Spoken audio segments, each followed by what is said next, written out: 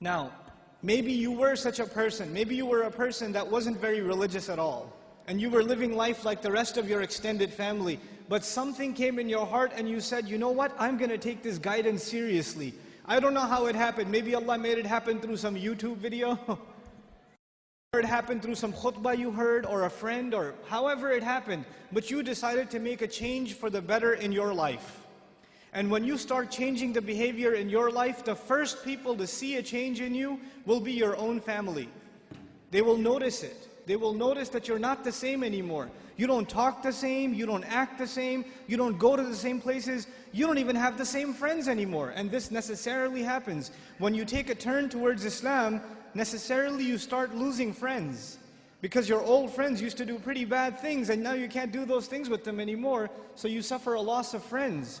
And at the same time, your family starts saying, you're acting a little too weird. And for the young man, the family might even say, what's that thing on your face? You forgot to shave? What happened to you?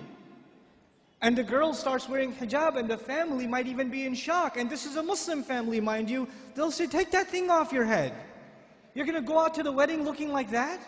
I can't sit in the car with you like that. What do you think we are? All of a sudden, you're the Islamic role model? Who died and made you Shaykh? That all of a sudden we should be looking up to you. Remember what you were like last year, man? You were the party animal. Now you're going to go make salah? Yeah, seriously, please. We know what you're really like. In other words, not only have you lost your friends, from your family you get the nastiest kinds of sarcasm and criticism.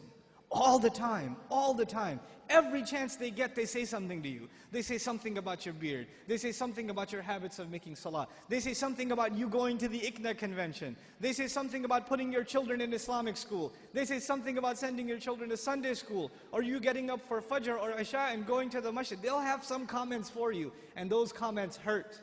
They burn pretty good. This happens to young men in the audience, where their parents start telling them to stop hanging out with their other Muslim friends. Don't go to the masjid, don't waste your time. I wallahi myself know of stories where the father found out that in between classes, the son used to, because his classes were 3-4 hours apart, in between classes he used to go to the masjid to pray dhuhr and just study at the masjid. Instead of studying at the library where there's plenty of things to look at, might as well go make salah and pray in the masjid. I'll be safer that way. Dad finds out. You're becoming an extremist, son. And what is the extremism in the eye of the father? That the boy is making salah in the masjid. That's extremism for him. Subhanallah. Muslims themselves, you think non-Muslims are averse to Islam? Have you seen what Muslim families are doing to their own? What parents are doing to their children? I know of cases myself where parents said, we will not pay your college tuition. We will not look for a wedding made for you until you take that hijab off. We will not do it. We do not accept you as our daughter until you take that thing off. We will not show our face in public with you. You can't go with us anywhere. This is the mother telling, and you know what they'll say? What's amazing about that? They'll make you feel bad about yourself. They'll tell you, what kind of daughter are you? You should be ashamed of yourself. You're embarrassing your parents. We're Muslim, but we're not Muslim. We're not those kind of Muslims. That's not how we do things in our family. That's what they'll say. Our family is different. We don't do things like that in our family. That's those masjid people. Don't be like those masjid people. That's what they'll say. And you know what's amazing about that? If you look at a portrait of your great-grandparents from back in the day, good old great-grandpa's got a big old beard and you can't even see grandma's face. So who's being true to the family and who's an embarrassment to the family? See, this is Muslim families today. And you're in the midst of all of this. And you know what happens? Because you've made a decision to turn towards Islam, if an enemy of Islam came to you and said, abandon your religion, you'd say, oh yeah? I'm going to be even more committed. You would become energized in your zeal for the religion when the enemy attacks Islam. We'd get even more fired up. Muslims get fired up in the craziest of ways. Somebody draws a cartoon about the Messenger ﷺ and Muslims go crazy and they'll burn some other guy's car up or break somebody else's because they're really angry. But we get fired up when something happens, something questions the dignity of our religion, even if it makes sense or doesn't make sense. But when your own family comes and says, look, I love you, I'm worried about you, I don't want you to become this way. This is the way of the people who fail out of college, who don't have a career, who have miserable lives. I don't want you to fall into this extreme. Somebody is putting you under their influence. You need to get away from them. They're the ones pulling you away. So how do you deal with that? The most inappropriate response to this pressure is anger. And you know what? That is the most common response too. Your parents start yelling at you for growing the beard, and you're a young, hot-blooded guy. What do? Oh yeah? It's the sunnah. You can't tell me what to do. You're following culture, and I'm trying to follow Islam. And you slam the door in their face. Way to go. Because that's what Allah wants you to do. Yell back at your parents.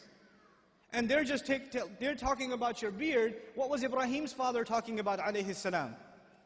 Was he talking about something small or something big? Go make sajda to idols, boy. And does he lose his cool? Does he get angry? We have to learn how to be with our parents.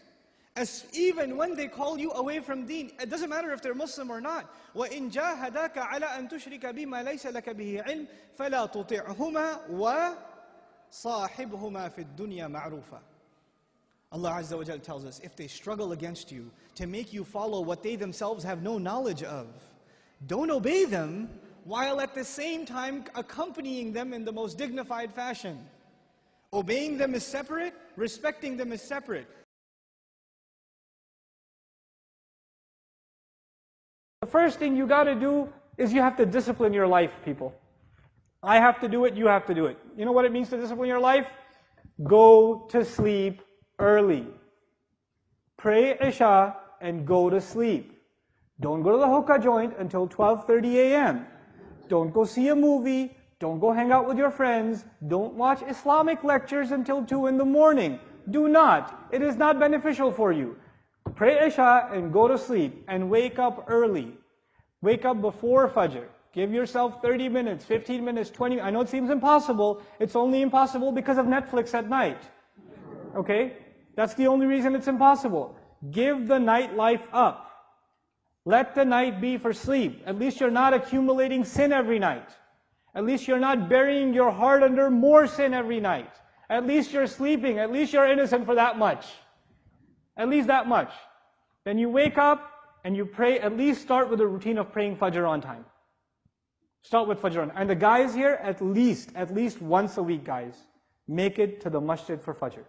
At least one. I don't ask you every day. Just one day a week.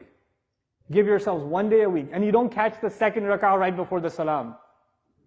Right? And then after you finish making it up, you're like, oh, masjid today. That's right.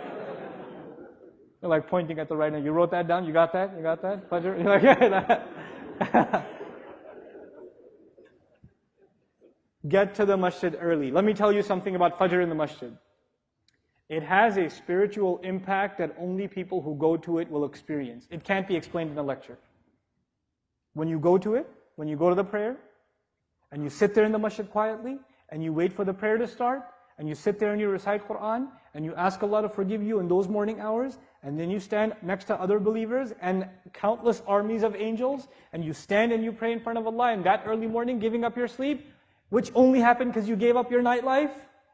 When you do that even once a week, the joy you will get out of it, you will, as you are walking out of the masjid, you will wish to yourself you did that every morning.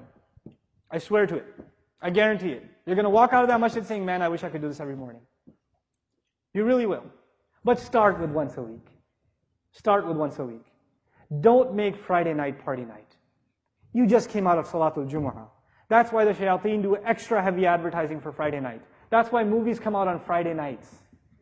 Because they know they have to ruin 1/5 of the world's population's ibadah. They just went to Jumu'ah. How can we undo Jumu'ah? Well, there's a new movie premiere. Right? That same night. Let's get it all done with before its effects carry over even the weekend. Right? Make Fridays a good time.